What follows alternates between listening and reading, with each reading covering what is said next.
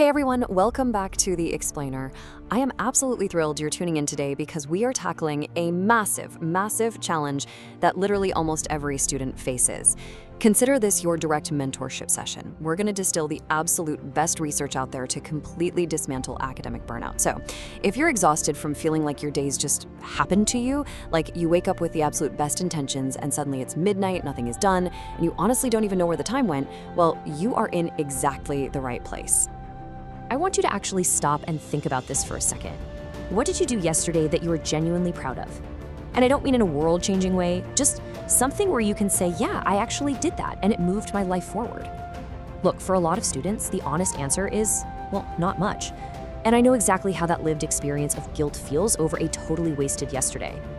But here's the truth. That didn't happen because your day was terrible or because getting things done was impossible. It's just because the day kind of happened to you, rather than you deciding what the day was actually going to be. Okay, let's dive right into this. Because this right here is the fundamental psychological shift you absolutely need to make. We've been normalizing this lack of control over our own time for so long that we just throw our hands up, call it laziness, and assume it's some fixed character flaw, right? That's the myth, that laziness is just who you are. But the reality? What looks like laziness from the outside is almost always a pattern driven by four very specific, very solvable causes. You are not inherently lazy. You're just trapped in an unintentional pattern. So, here is our roadmap for this explainer. We're going to diagnose your specific symptoms and give you concrete treatments. First, the myth of being lazy. Then, cause 1, no clear direction. Cause 2, the starting wall. Cause 3, avoidance and anxiety. Cause 4, the motivation trap. And finally, your new daily system. Section 1, the myth of being lazy, or why you aren't the problem. We are stripping away all that generic, unhelpful fluff today. No basic pep talks, no hey, just wake up earlier advice. We're looking at what is actually happening in your brain. When we map out procrastination myths versus psychological realities across direction, effort, avoidance, and motivation, a super clear picture emerges. Consistency is not some mystical personality trait you're just born without. Consistency is a highly structured system. You see, most generic productivity advice fails because it skips straight to band-aid solutions, like make a to-do list, right? But it totally ignores the actual psychological reality underneath. If you're only treating the symptom and ignoring the cause, well, the advice is literally never going to stick. Let's look at cause 1, no clear direction, or what we call the abstract trap. And this brilliantly illustrates the problem. When you don't have a clear sense of what you're actually working toward, every single task just exists in a vacuum. Your highly rational brain looks at a massive textbook and asks, why bother? Now, you don't need to find your ultimate life passion right now. That's totally impractical. Instead, you need a 90-day roadmap. Step 1. Define one specific, measurable outcome for the next 3 months. Not, I want to do better in school, but I will finish this specific course with a grade above an 85. Or I'm going to build a portfolio with 3 pieces of work. Step 2 is setting a clear endpoint for it. And step 3 is connecting your daily tasks directly to that outcome. When you do this, your daily studying suddenly stops being this abstract, annoying obligation and transforms into a really meaningful step towards something real. Moving on to cause 2, the starting wall, or why you abandon things. You know that incredibly painful student experience, the one where you start a new semester or a big project with massive excitement, only to completely drop it like 2 weeks later? Yeah, that perfectly maps out to what I call the trough of sorrow. On day 1, excitement is super high, but by day 10, the novelty has totally worn off. You aren't seeing results yet, and the habit definitely isn't automatic. You hit a massive wall. Most people interpret this wall as a sign that the project just isn't for them. But the truth is, the early stages of anything genuinely difficult are always the absolute worst part. You aren't lacking discipline, you're just experiencing the totally universal reality of doing something hard. So, how do we fix this? The practical fix is to dramatically shorten your commitment window. Do not commit to an open-ended, months-long grind. Seriously, don't do it. Just commit to 2 weeks. You need to reframe these early hurdles and only evaluate the evidence after 14 days. Almost anyone can push through for 14 days, right? By doing this, you remove the heavy psychological weight of a forever commitment, and you actually build long-term resilience rather than immediate guilt when things inevitably get tough. Which brings us to cause 3, avoidance and anxiety, or the fear of starting.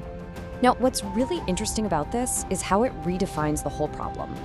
This happens when academic tasks feel impossibly large, or when they're deeply tied to a fear of failure or judgment. The sheer size of the task literally paralyzes your ability to even open your laptop. There is a massive, massive difference between genuine laziness and procrastination. Laziness is simply not wanting to do something. Procrastination, which is almost certainly what you're experiencing, is wanting to do it, knowing you absolutely should do it, but actively avoiding it to delay short-term anxiety.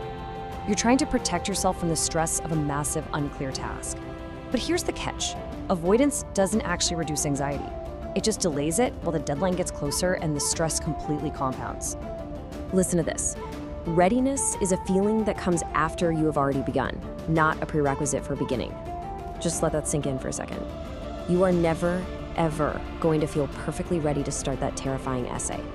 Doing the thing, pushing past the avoidance, is the absolute only way to prove to your brain that the task is survivable. The feeling of readiness follows the action. It doesn't precede it. Next up is cause 4, the motivation trap, or breaking the dopamine loop.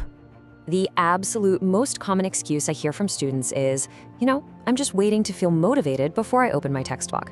But if you wait for motivation, you are going to stay stuck indefinitely. Here is how your brain's dopamine pathways actually work in the neurological action cycle. Step 1, you start the action reluctantly. Step 2 is absolutely critical. You push past the 5-minute resistance.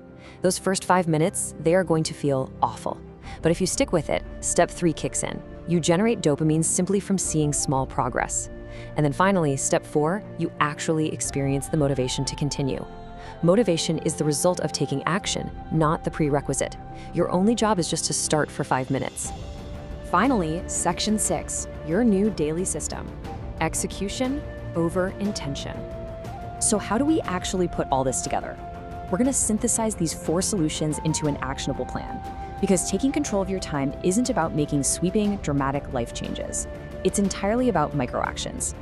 The absolute best way to overcome the anxiety of starting is to break complex projects down into impossibly small 2-minute starting tasks. Don't put work on my massive history essay on your to-do list. That's terrifying. Put open the document, or write exactly 1 sentence, or open textbook to the right page. You want the starting cost to be so ridiculously low that your brain literally cannot construct a reasonable argument against doing it. And to keep this momentum going, you need to track it using a highly effective daily tracker. Every single day, log the date, identify your specific 2-minute starting task, check off that you executed the 5-minute resistance rule, and note 1 small win. This builds undeniable evidence that you are someone who follows through. You're systematically proving to yourself that you can do this day by day. So the crucial point is implementing a simple morning routine checklist.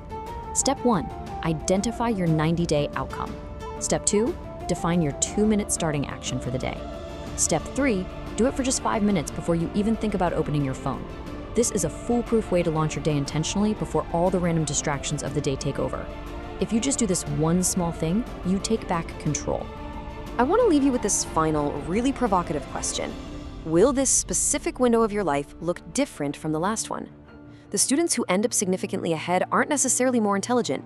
They just figured out this system earlier and actually acted on it consistently.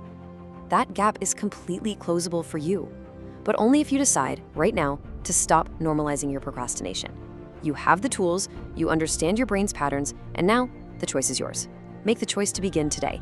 Thank you so much for joining me on The Explainer, and I will see you next time.